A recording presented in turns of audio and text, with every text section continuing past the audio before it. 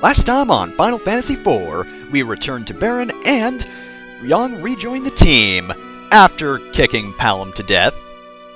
I mean, Palom didn't technically die, so no one has to be upset that that happened. Except Palom, I guess he'd probably whine about that. So, we are going through the Waterway. Thankfully, though, it's not the same waterway as the underground Waterway. After going through that secret passage, we'll enter the dungeon proper.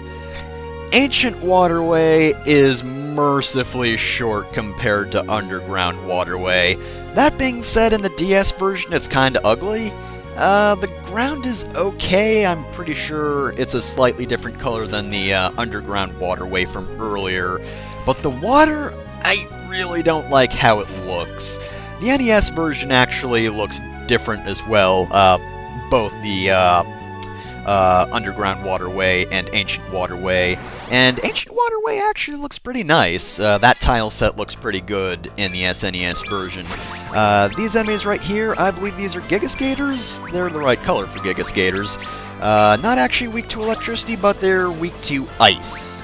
And they don't have any special abilities. They don't have much health either, only 584. So not really tough enemies.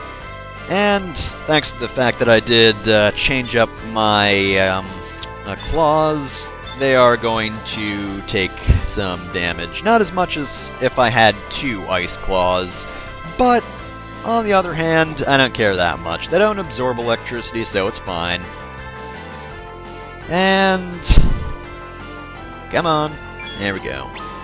I know it does waste a little time, but to be honest, using Libra, or, yeah, Libra, that's the spell name. No, Sight's a different spell. I keep getting my spells confused, but yeah. Anyway, using Libra does help me determine whether or not I've fought an enemy in later recordings, so, you know, it helps me in editing, as well as just normal fights. Oh, and we have another enemy. What is it this time? Alright, I believe we've seen some of these fish before. I don't think these fish are actually electrofish, are they? No, the electrofish are lighter colors, if I remember correctly. The blue ones are splashers. They're weak to electricity, and that's pretty much it. Low HP, they've got 360, so Yang can just destroy them. Oh yeah, that's way overkill. The nice thing about some of the enemies in this dungeon is they are actually low HP, meaning Cecil can take care of them pretty easily, so even though they're not elementally weak to him, you know, they're elementally weak to Yang, who is already more than a match for them, Cecil still does some pretty good damage to them. C410, so yeah, even though he doesn't have any major advantages, he is, yet again, maybe not a powerhouse. I think this is the point at which he kind of gets a little more, well-rounded, I guess? Because, of course, as I mentioned before, he's got cover, meaning he's good defensively as well. He was decent defensively before, but he was definitely way more offensive because he also had the Darkness Augment, meaning he was draining his HP in order to use it. Therefore, he's more intended as a damage dealer. Now, damage dealer, really, that job has been shifted to Yang a little bit more. Meanwhile, yeah, Cecil's a little more well-rounded, and hey, he's actually caught up to Yang in terms of HP, and before, Yang was way ahead of him in that department, and that was at the point of the game at which I was over-leveled just due to grinding. Oh yeah, and I guess I should also go over the new enemies, right? I have notes for a reason. Fangshell, the brown one, is weak to electricity. Actually, no, I think we've seen Fangshell before, because it's got 55 HP, which is pathetically low. I think even Palom and Porom could probably kill him. The other enemy, the blue one, is fantastically named. That's the Devil's Castanet! 760 HP, huge upgrade, but still weak to electricity and to water as well, and no special abilities. But anyway, yeah, I think I was pretty much done talking about Cecil. He's more well-rounded now, he's got good HP, good MP, of course. I think he's a little better in the DS version in terms of actually using his magic, but It was next to useless in earlier versions, if I remember correctly. I don't know, usually when I watch people play earlier versions, they struggle if they use Cecil's cure spells and whatnot. It's a little better in this version, but just due to his low spell pool, again, it's more to supplement other magic users between battle. You know, once you're finished with a fight, you can go into the menu and have Cecil heal. You know, he might not heal all the way, but it's not like you're in the middle of a fight and you'll have some sort of emergency, whereas you can save the MP of the people with good magic for battles when it's actually needed. You know, you need a little more magic at a time in that situation.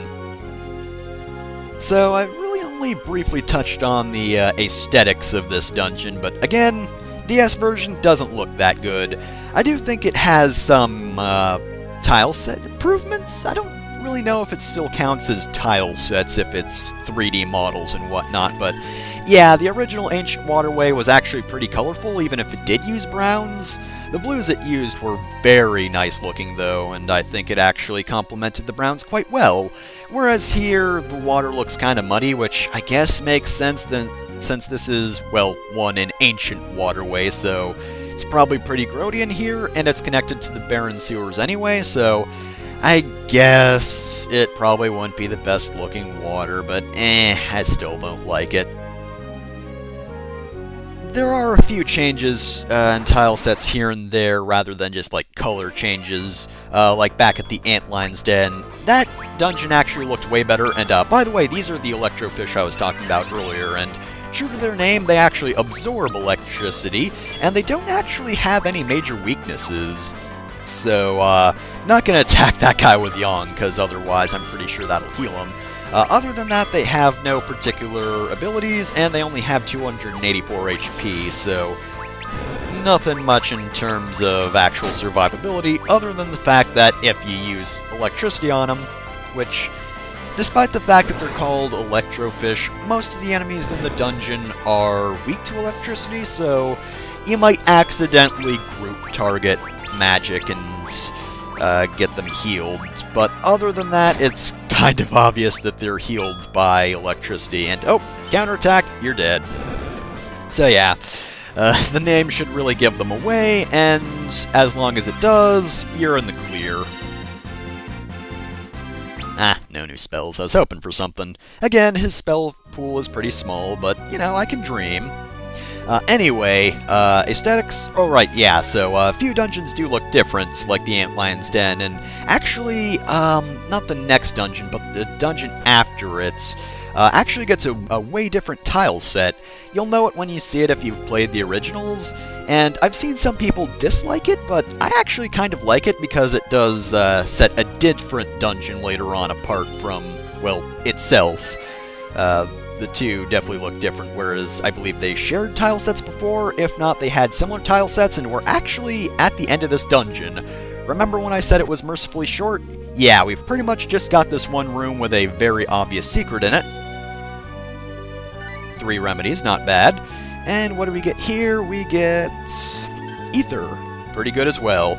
So yeah, we're just about done here. Once we enter the door, we'll have a fork in the area. Go to the right and you will enter Barren Castle. However, we're not going to do that just yet. We're going to want to go to the left, and, of course, as I'm sure you probably could have guessed, there's a save point here, as well as an item. But once we grab this, we're going to wrap things up for this episode. Ancient Sword, that's not as good as our current sword. However, I believe this actually inflicts curse. But, oh yeah, attack down by 5, spirit down, which Cecil already has enough problems with his healing magic already. Let's not make it any worse. I'm not going to equip that, because I do have the ability curse, so it's not exactly necessary on a weapon. So, I guess that's it for this episode of Final Fantasy IV. Cecil and the party are going to rest up, and next time, we're going to enter Barren Castle proper, and, I guess, fight through a whole lot of guys, and maybe even Golbez. I don't know if he hangs out in Barren Castle, but if he does, we're totally gonna kick his butt.